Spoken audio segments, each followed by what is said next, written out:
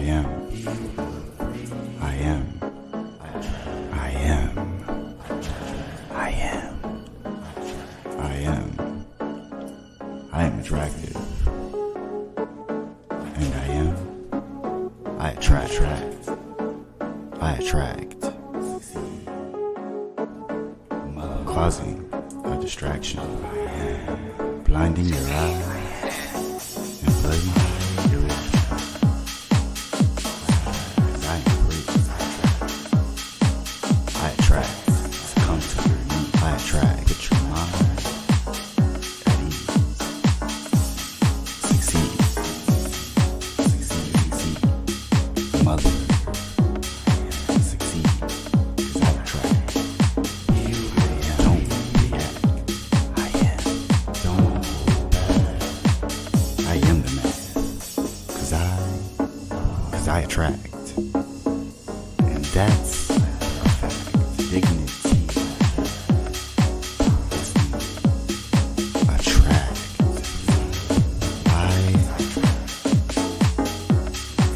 Mother. I attract. Mother. Mother. Succeed. I attract. Cause I attract. Attractive. And that's a fact. Attraction. Mother. Satisfaction. That's a fact. I attraction. Cause I attract. I am. And you are. Succeed.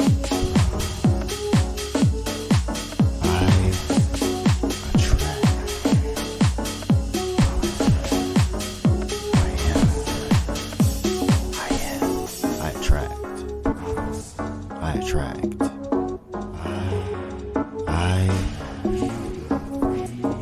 Mother. I attract. Cause I attract. And that's a fact. Free your mind. Liberate yourself.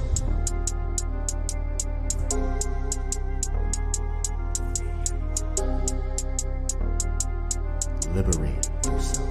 Liberate yourself. Free your mind. You know exactly. You know exactly who you are.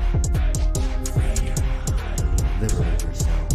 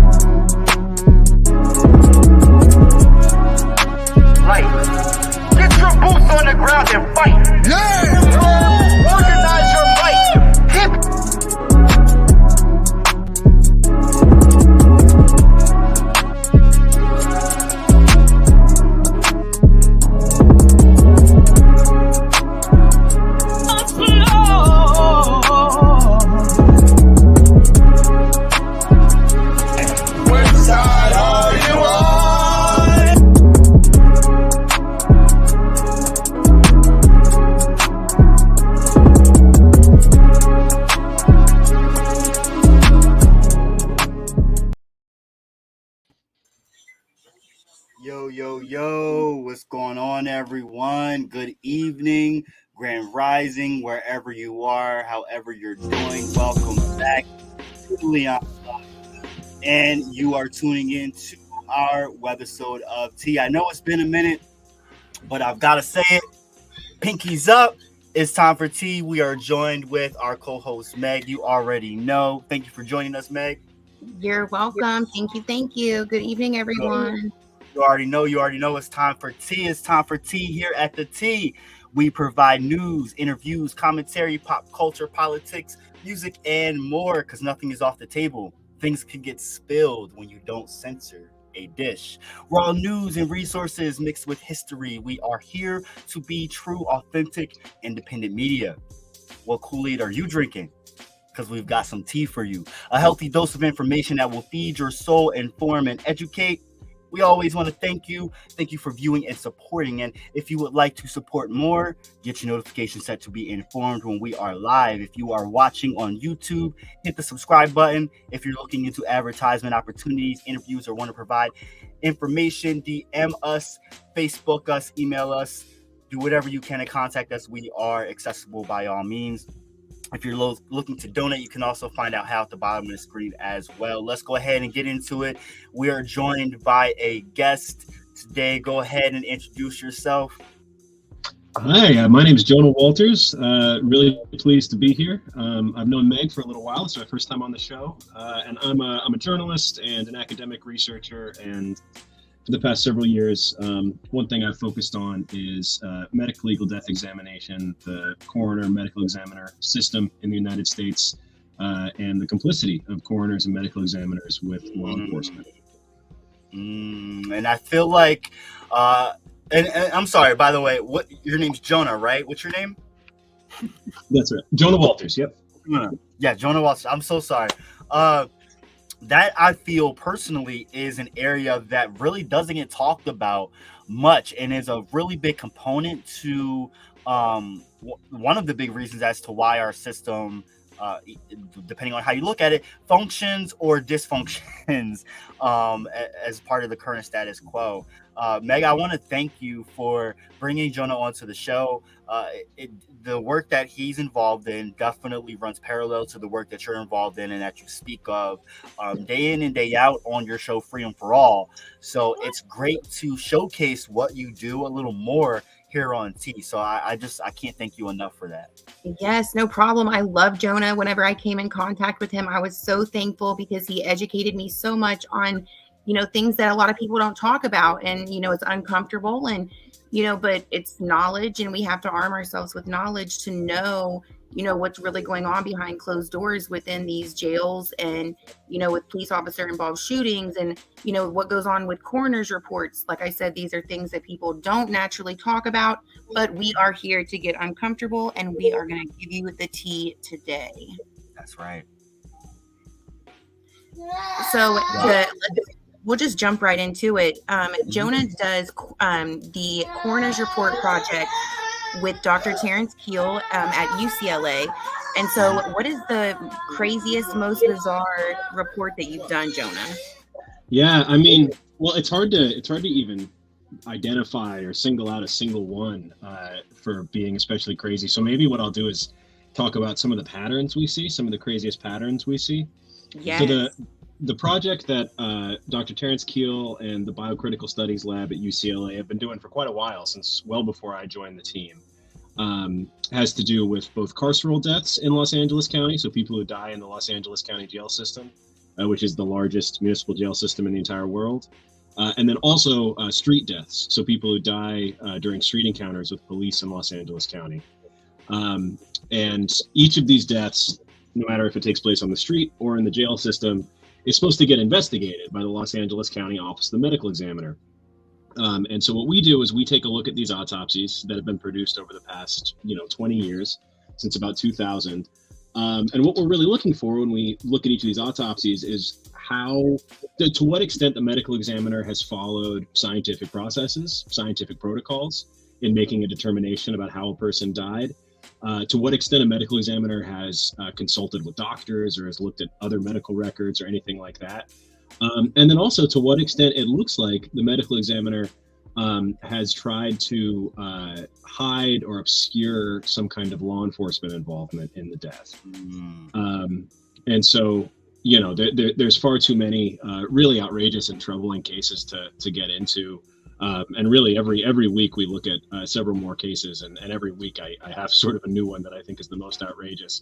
But in general terms, what we see a lot is that there'll be, particularly in street deaths where someone is being arrested and dies in the process of being subdued and restrained or handcuffed, hogtied.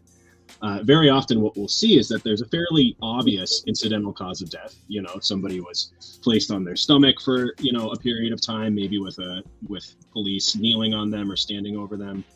Someone was beaten with flashlights, say, someone was tasered, someone was pepper sprayed. And then we'll see that death get attributed to something like to some hereditary defect that exists in the body, and that has really nothing to do with what law enforcement has done. So the cause of death will be something like, heart failure. And the reason for the heart failure is obesity or sickle cell anemia, even we see quite a lot.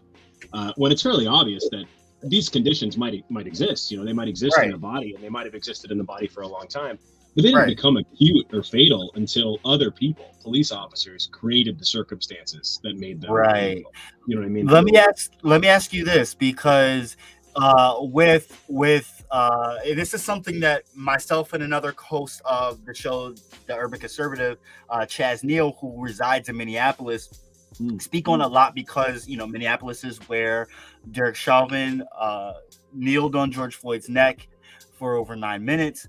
And one thing that they speak on a lot is bringing up his fentanyl usage as a justification as to what may have led to, him passing out and whatnot. And I feel like, although that may play a part in it, it was exploited. Like, that justification was exploited.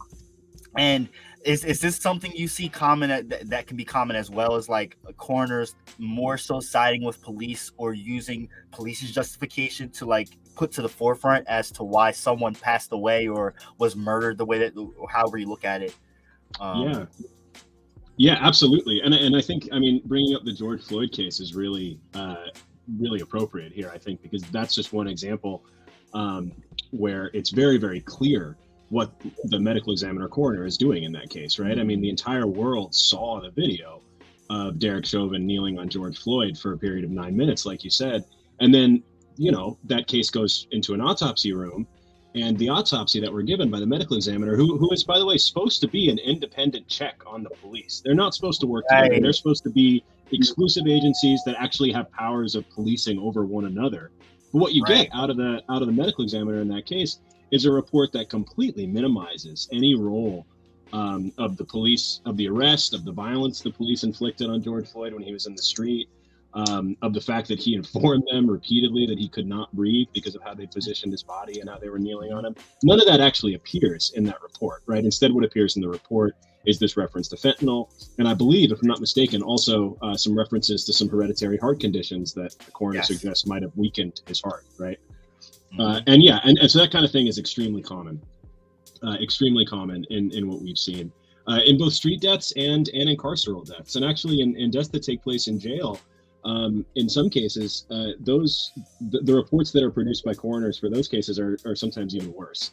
I can't even imagine. There's even less scrutiny on what happens inside jail than what happens on the street.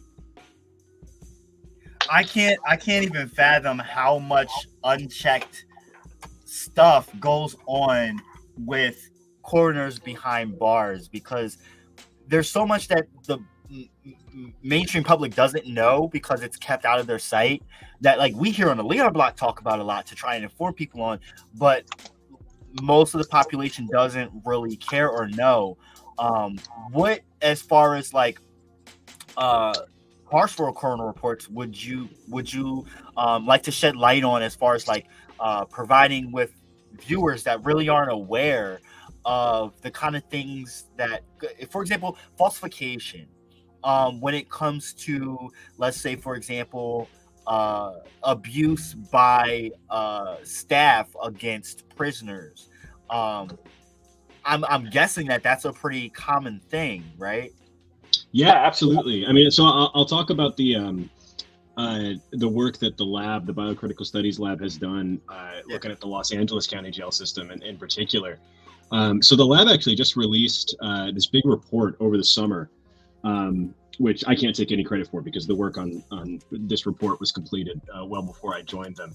But it was the Biocritical Studies Lab, which is the lab I work for, supervised by Dr. Terrence Keel, of course, and then another lab called the Carceral Ecologies Lab, together put out this report where essentially a big research team, several dozen students and faculty researchers were able to look at 58 autopsies of people who died in the Los Angeles County jail system between 2009 and 2018, I believe. Okay. And this, I should say, this is an extremely small portion of the number of autopsies that the study should have been looking at. The right. medical examiner in Los Angeles wouldn't release a huge number of autopsies to the researchers and our community partners, which is a local grassroots organization in Los Angeles called Dignity and Power Now. I'll talk about. So I'm assuming those cases that they didn't release were ones of probably the most extreme situations that they probably were more ashamed about. But I digress. Yeah, I mean, yeah, that's what we think. We don't know because we haven't seen them. We're in the process. They tell us they're going to release some of those cases soon. In fact, they tell us they've already released some of them, which they really haven't. But we're hoping that we'll get to see some of those cases that were withheld pretty soon, and then we'll know. But yeah, you hit the nail on the head. I mean, the reason they were withheld is because the sheriff and the medical examiner have the power to place cases like that on what's called security hold. So really all they have to do is say that some sort of information that could be divulged in these case documents will compromise security at the jail. And so they can't release the document, And so they've withheld hundreds of autopsies from us for that reason. Yeah. Wow. But even with the 58 that the labs did receive and were able to study, it's not like those are these perfect shining examples of ethical and consistent medical legal death examination. I mean, there's serious problems even in those autopsies.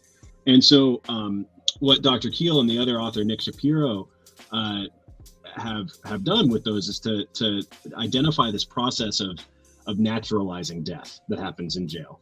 So what this means essentially is that coroners, medical examiners are looking at cases of, death that takes place inside jails. Very often, these are people who are dying in jail at relatively young ages, 20s, 30s, of either from violent incidents themselves, suicides, homicides, or from quote unquote natural causes. But if you sort of peek under the surface and look at what these natural causes are, very often they have to do with medical neglect. Very often they have to do with situations that a person would not have otherwise been in if they weren't, being held in a jail, where law enforcement officers have control over every aspect of their lives, from what time they wake up to how much fresh air they get to, whether or not they're administered medication they need.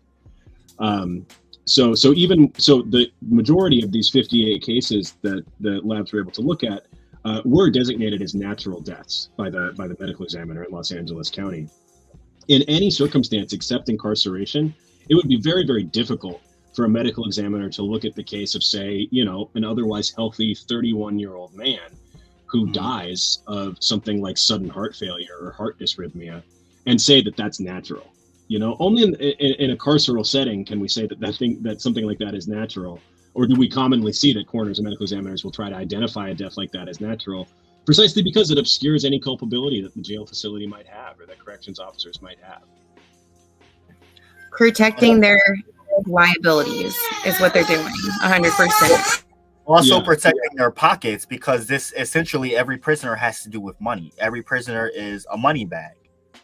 Yeah, that's exactly right. And it's and I think we'll get into this in a moment, but so much of what happens in Los Angeles, and especially in the Los Angeles County jail system, which is administered by the sheriff, is tied up in the reality that there are active deputy gangs inside the Los Angeles Sheriff's Department. Yes. And so what that means is that there are people who are organizing themselves together into these extremely well-organized, extremely violent groups that protect their own interests, and so it's been well documented since the 90s that these deputy gangs control the jail and control aspects of the Los Angeles County sprawling jail facilities. And a lot of people don't want to talk about that, but we're gonna talk about it today. I know Meg wanted to.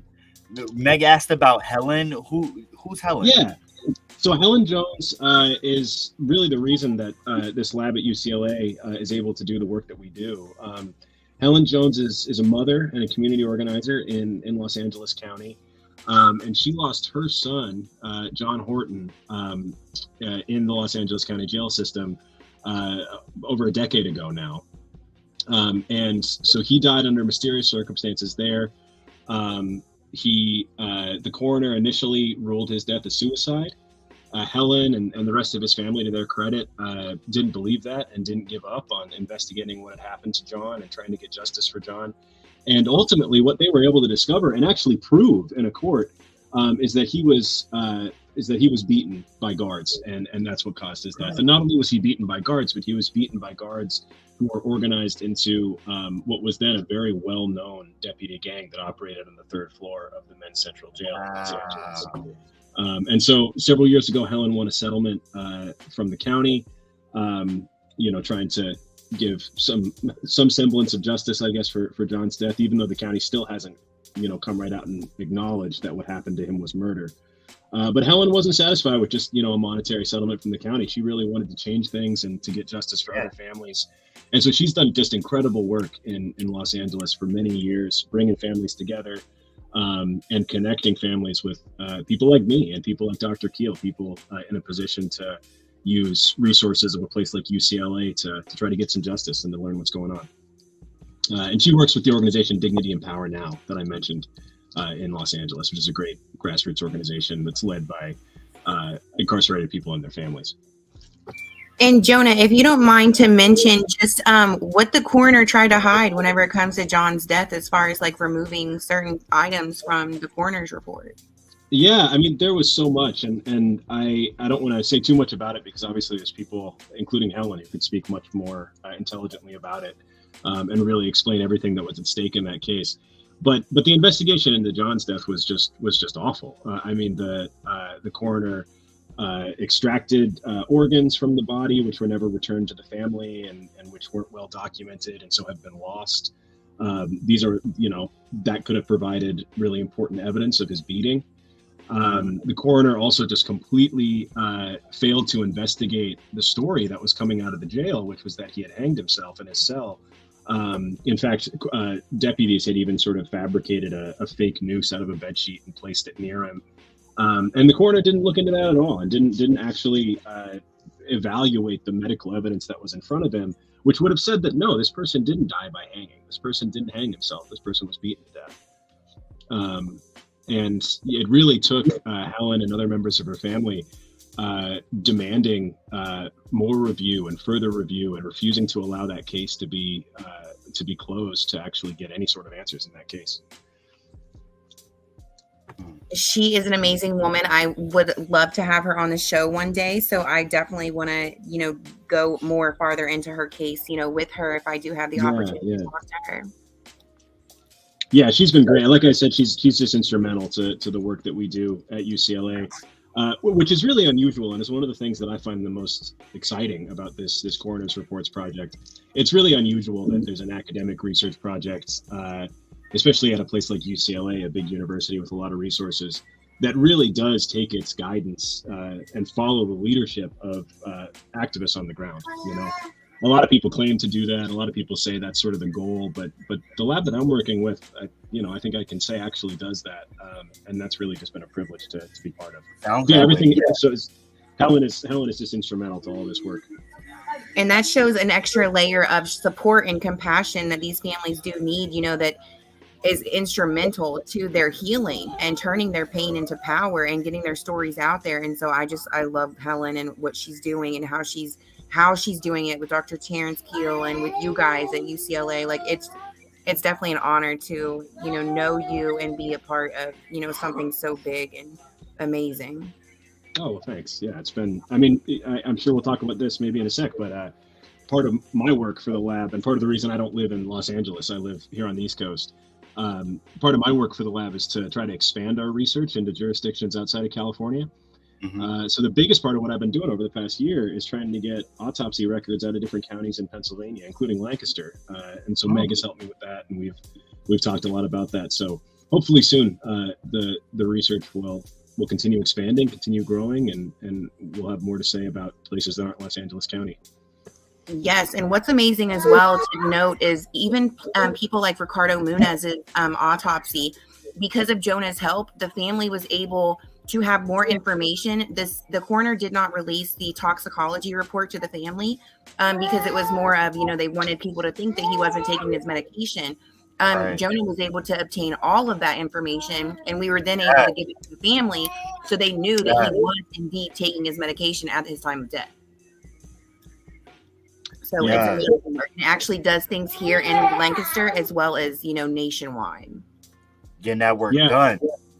Yeah, and there's a lot to say actually about exactly the issue you're bringing up, which is access to coroner's records in Pennsylvania and elsewhere. I mean, Pennsylvania is relatively unique among states in just how expensive coroner's records are. Not for everybody, including next of kin.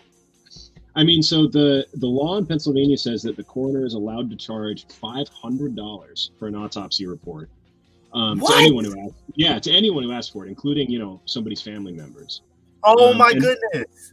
Yeah, and it gets worse because the autopsy report itself, that's not all you need. The autopsy report is, especially in Pennsylvania, a relatively bare bones document that really just describes what happened in the autopsy room. You also want the toxicology report, which evaluates, all the blood work and everything. And then if you really want to know what happened, you also need an additional documentation that comes from the coroner's investigator's report. And so $500 for an autopsy, which is that sort of bare bones initial document, and then $100 more for each additional report you request. So $600 if you ask for toxicology, $700 if you ask for the coroner investigator narrative. So it's just another way for them to make money. And it's essentially like getting a subscription and then getting different packages on that subscription added on if you want the whole big shebang. yeah, except that it's people's lives, and it's the lives of people's family members. It's really outrageous. And if I could say one more thing about that, it's even so there's really supposed to be two ways under the law of receiving, for the public to get access to coroner's records in Pennsylvania. The fees, the coroner's office itself can charge, but those fees are really, if you read the law and the way the law is written, you're really only supposed to be charging those fees for reports that are new, that are less than a year old, because the presumption is that reports that are that new, they haven't really had time to file them or to digitize them to actually create the report and send it off to somebody. It incurs costs. Somebody has to spend the day doing that or Xeroxing it or finding it in the file or whatever. But then after a year, the coroner is supposed to deposit all of his records with another county office called the Office of the Prothonotary, which is essentially the chief clerk of the district court of the court in that county. And once those documents are deposited with the Prothonotary, they're supposed to be freely available. The law says that they should be produced for the inspection of all persons interested therein.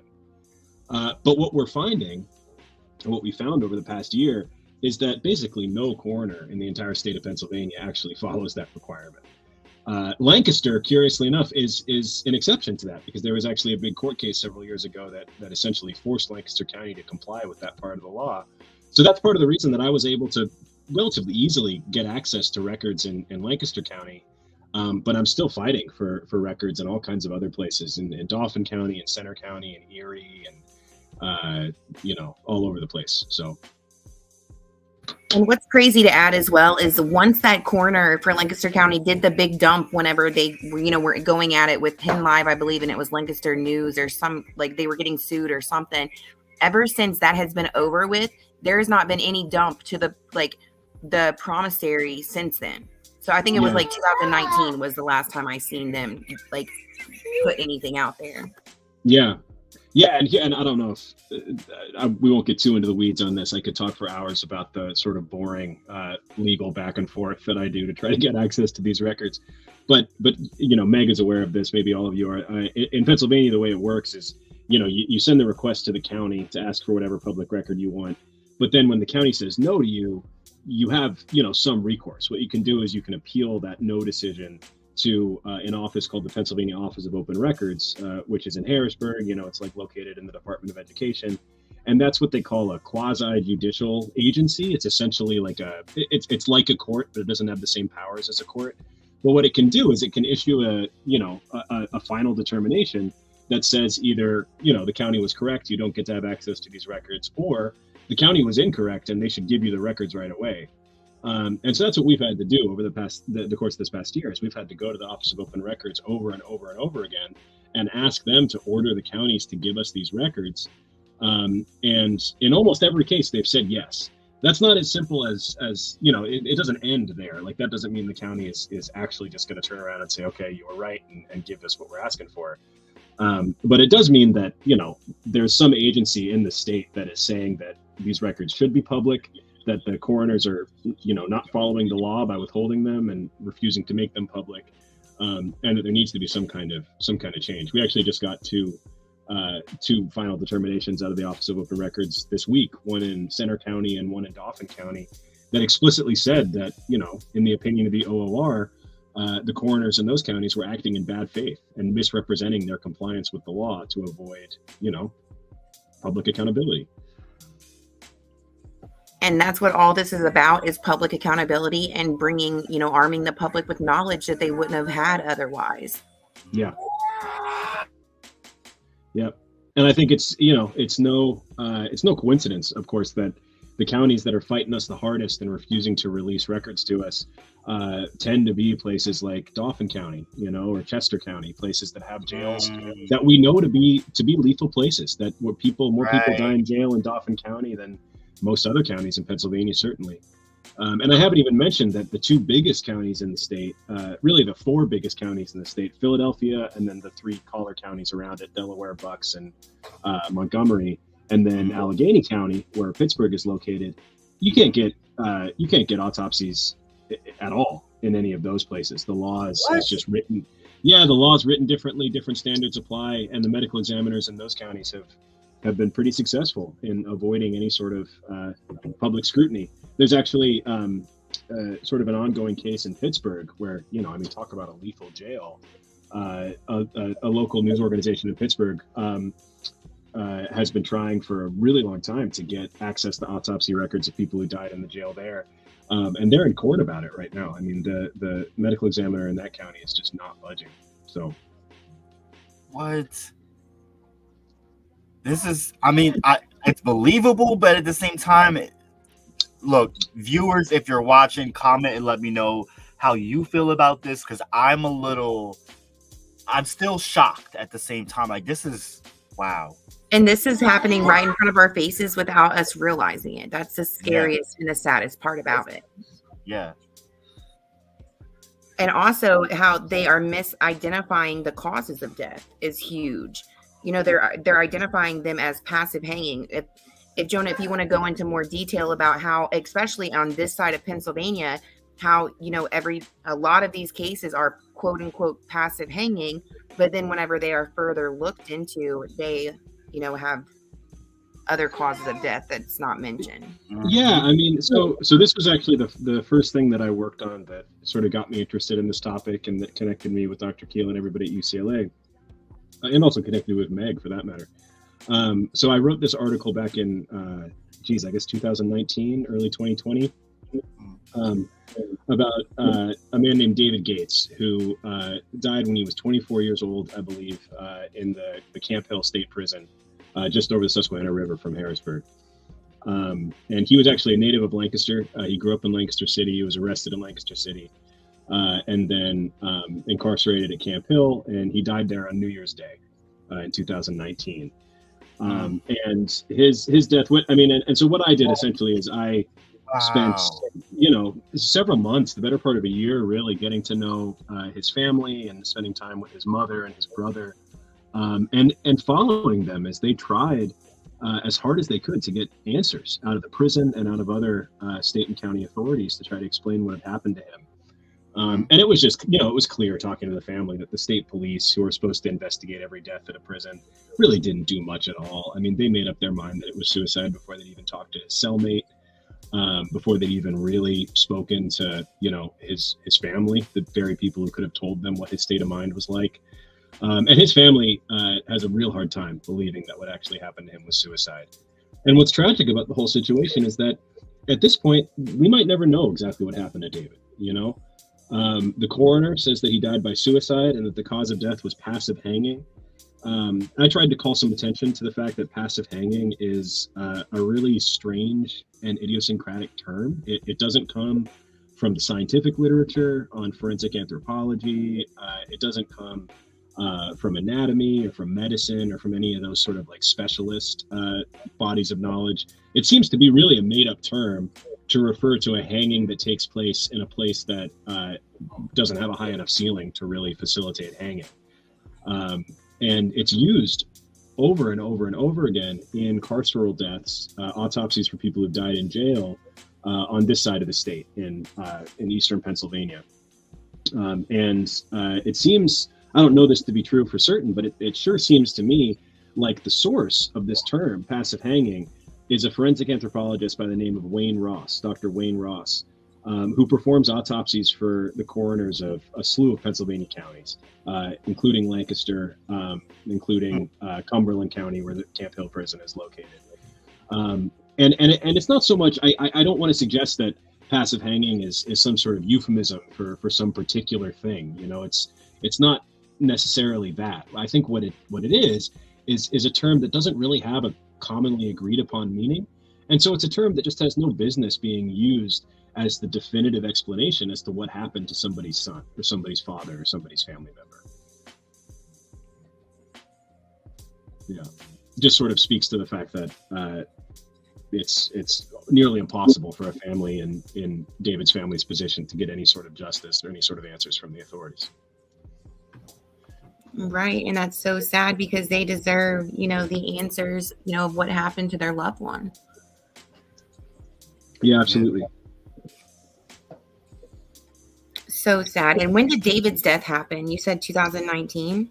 Yeah, I believe he was the first person to die in a Pennsylvania state prison in 2019. He died on New Year's Day. Wow. Yeah. And I should also say that, I mean, it's pretty well understood, not only in Pennsylvania, but around the country, that deaths in prison and jail are rising. I mean, the trend is going in the wrong direction. And in Pennsylvania, especially, 2019 was, at that time, I think the most lethal year, or certainly the year with the most suicides in recent memory in the Pennsylvania State Correctional System, the Department of Corrections system. And we've surpassed, the 2019 death rates in 2020 and after too. So I mean, the problem is accelerating. It's getting worse, not better. And it's really hard to see how a problem like that can be overcome unless there's some sort of, public accounting that takes place. And that can't take place as long as all this information is being hidden. Right. And if people don't know, just like you said, if people don't know, how can we fix it? So right. The uncomfortable things we have to know about, we have to talk about, we have to, arm ourselves with knowledge and listen to the people that know what they are talking about. And, Jonah goes over tons of autopsies I wouldn't say, I don't know every single day, but I know that me and you have went over a ton of autopsies together.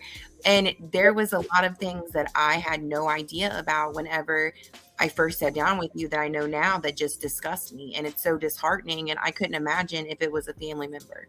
And if that's, what we can do is give them some kind of peace and, show levels of support and comfort and just to be there. Like, these people are offered nothing after their loved ones die in prison or with police officer involved shootings. They are offered zero compassion, zero support. And just to give that, give them that, the information that we're able to read and, decipher through, that's something to them. And I just appreciate you so much for teaching me so I can, teach other people for sure. Oh, well, thanks. Yeah. I think it's important work, and I'm really lucky to be able to do it.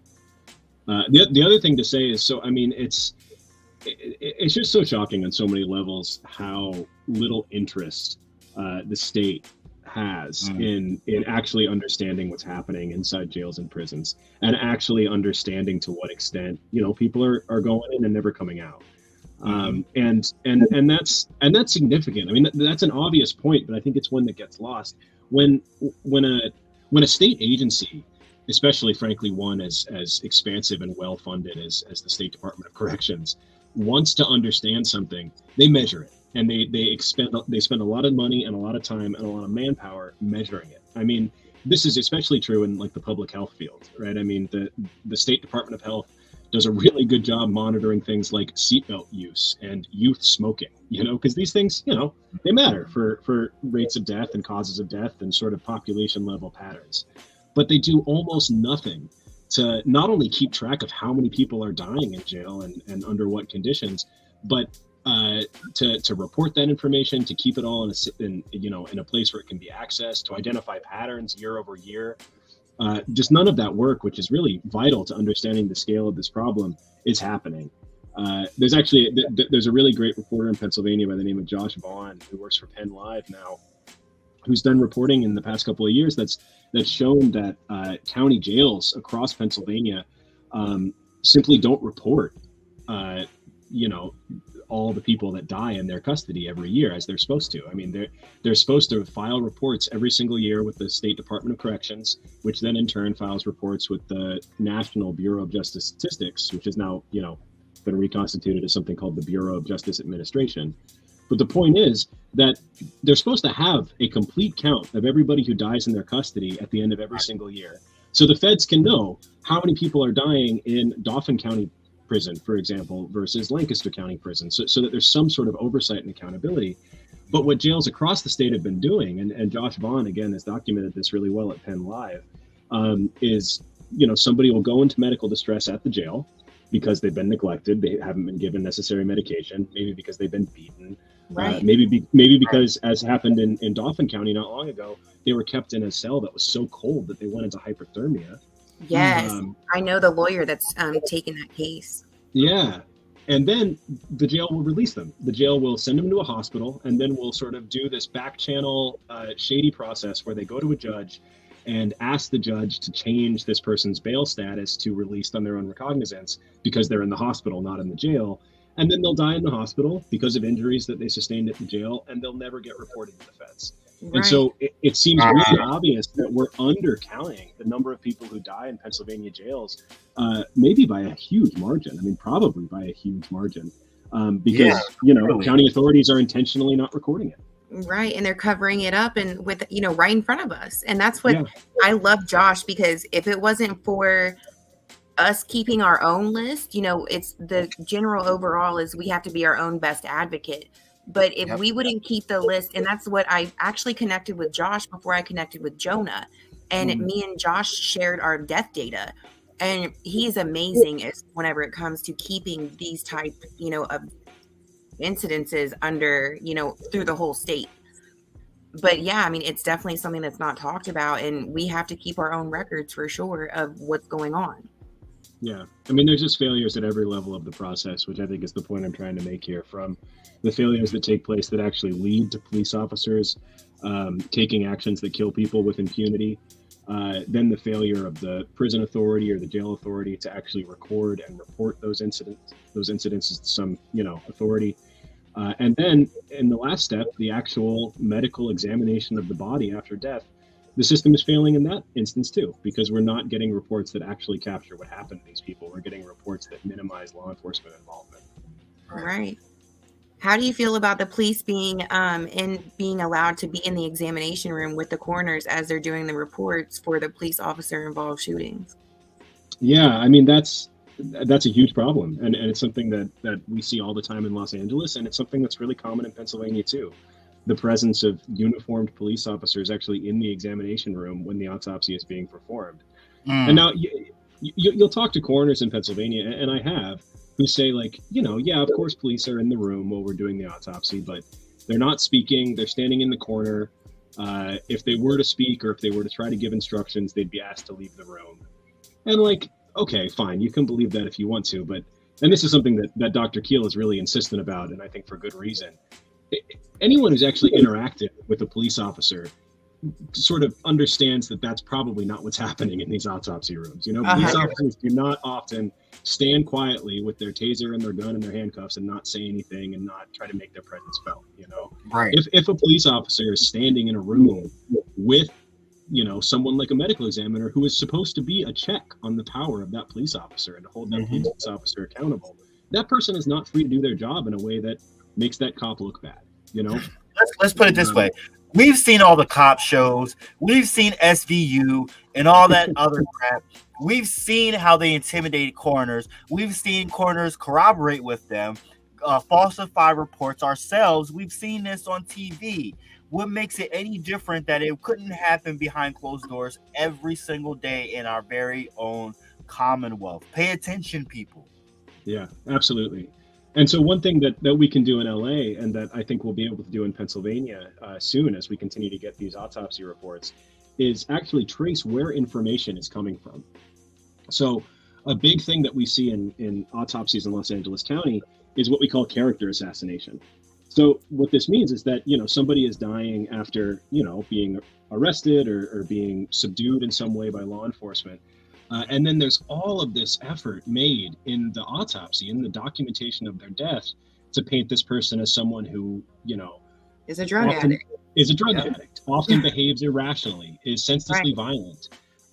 Maybe at the time of death was in a state of what they call agitated delirium, which means nothing. Is not a medical designation at all. It's a total nonsense term made up by law enforcement to claim that someone, was impervious to pain and had unnatural strength, and so suddenly died. Yeah, they were the Hulk.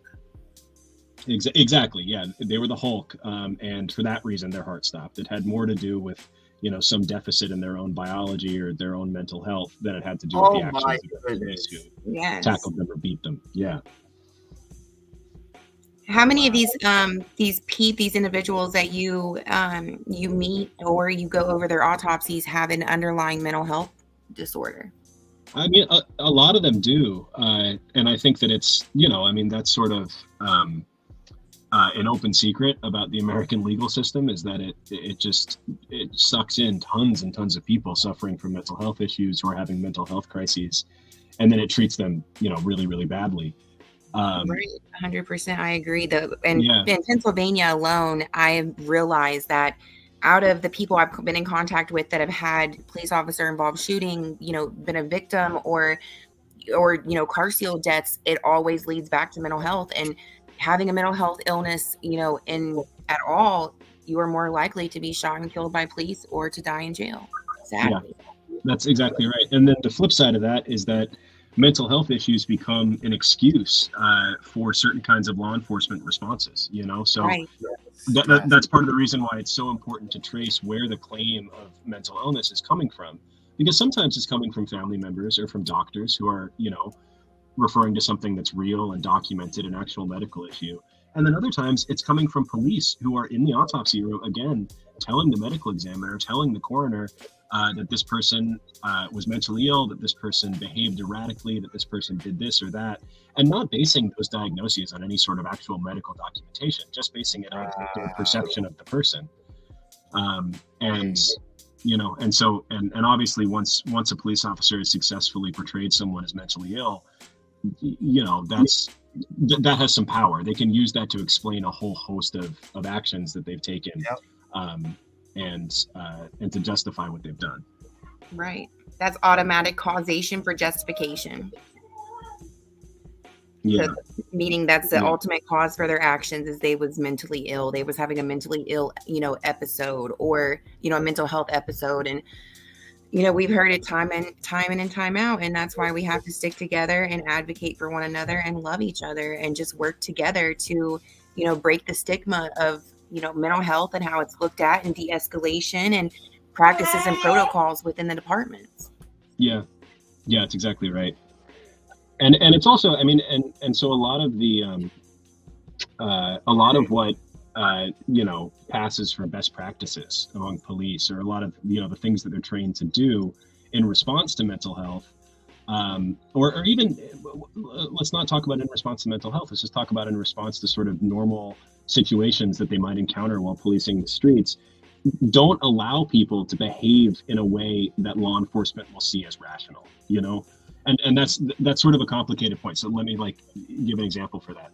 A big part of what I study is pepper spray and tasers. So these less than lethal weapons, right? And so with pepper spray in particular,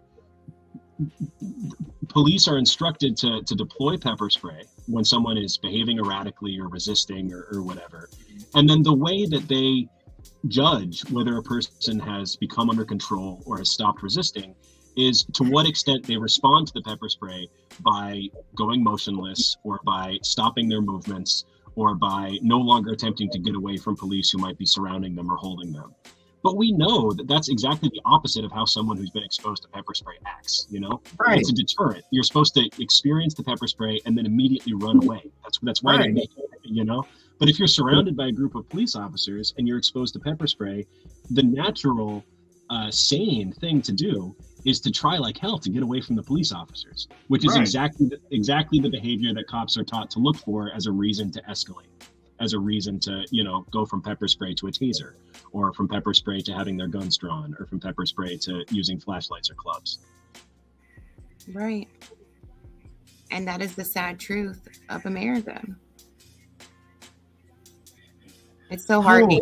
It's heartening. Did you, before we end, did you see, I believe it was last week, that a motorcyclist got tased and he actually was set on fire? What? Yeah, no, I didn't see that, but that kind of thing happens more than you'd think, actually. I mean, a big part of the problem with things like tasers is that they interact with other weapons that exist on the police tool belt. So pepper spray is a big one. So a lot of pepper sprays, the sort of base ingredient is this thing called oleoresin capsicum. It's this OC. That's like the thing that gets extracted from hot peppers, which creates the burning sensation. But you need to suspend that in some sort of chemical. That's so you can spray it out of a can. And the chemical that they use to suspend it in is very often isopropyl alcohol, which is super flammable. It's one of the most flammable solutions out there. Right. And so when it's exposed to, you know, a concentrated charge, for instance, from a taser or a stun gun, it can ignite. And we've known this for decades. I mean, there was a famous case in very early 90s, I think 1991 or two, of a 14-year-old boy in Brooklyn, New York, who gets sprayed with pepper spray and then tasered and catches on fire. And not only, he doesn't just catch on fire himself, the whole room in which he had hidden himself catches on fire. Wow. So it's just been well understood that this can happen for decades. And it's frankly shameful that police are still not only, you know, allowed to do whatever they want with pepper spray and tasers for the most part, but are even allowed to carry them at all. Agreed. Wow. Yes, you have given us so much knowledge, Jonah. I appreciate you so much. And I thank you for coming on our show. This is definitely the tea of the week, John Tell. We have given our audience a very good dose of tea and something to think about and just to be more aware of as you live your everyday life. You know, this is what's happening every single day. And there's people like Jonah, myself, John Tell. We are constantly fighting to just educate, you know, the general public on more that we don't know and things that happen behind closed doors. So I thank you, Jonah, for your time this evening. Oh, of course. Thank you so much for asking me to come on. It's always great to talk about these things, and I really appreciate the opportunity to talk about them with you. Yes, thank you. Of course. Giving viewers a lot to think about, but also remember, we must be clear and understand what the fundamental problem is and understand that the root problem, of course, is this system. As we've talked about tonight, the only way we will have change is if we bring in leaders and commit to the long haul, connecting through community. And you are the media as well. You are what helps us grow. So just by donating or even simply sharing the stream, it helps and it goes a long way. If you want truth and real raw news, we've got to do it ourselves. Being informed is important, and without information, true and real information, we are left in the dark and with a weak spot. So we're going to change that, you all. Thank you so much for rocking with us tonight, everyone, the viewers and our guest, Jonah Walters. Special thank you as well. Meg, thank you as well. Make sure you meditate on your path, everyone. Celebrate your being, liberate your spirit, and educate yourself. I'm John Tell. I'm your girl, Meg, from Freedom for All. Have a good one, y'all. See ya.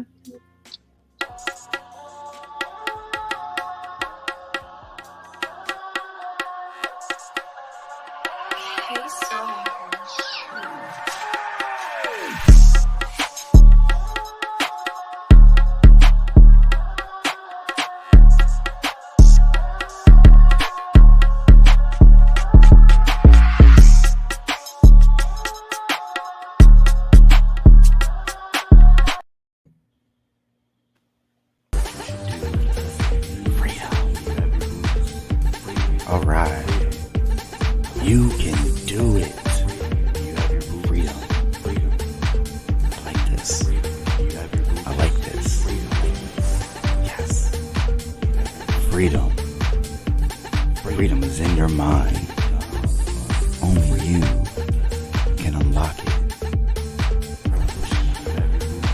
Free your mind.